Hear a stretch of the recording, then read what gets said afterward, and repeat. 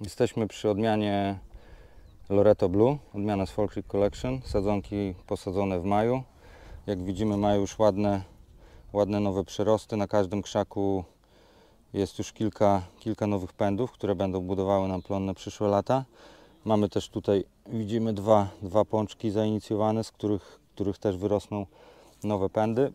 W przyszłym roku będą zbierane już pierwsze owoce, miejmy nadzieję. I będziemy mogli zobaczyć, jaką jakość mają te owoce w porównaniu do innych odmian, a ich jakość jest naprawdę doskonała. W pierwszym roku po posadzeniu powinniśmy usunąć kwiaty. W drugim roku nie zalecamy już usuwania kwiatów. Możemy spokojnie zebrać owoce. Roślina powinna już bez problemu je wykarmić i nie powinno to zaburzać jej wzrostu. Rośliny Fall Creek Collection mają bardzo duży wigor wzrostu.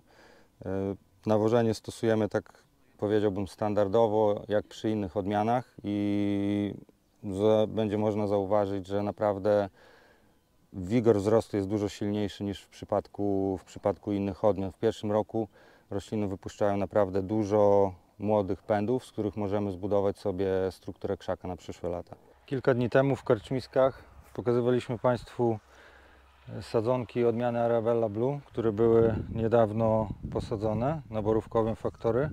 Tutaj jesteśmy na zaprzyjaźnionej plantacji na wschodzie Polski, gdzie testujemy nasze nowe odmiany.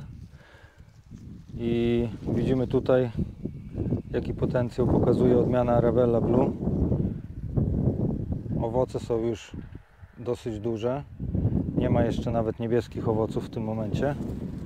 I plon zapowiada się tutaj bardzo fajnie na tych krzakach. Jest to odmiana, która bardzo szybko wchodzi w pełnię owocowania.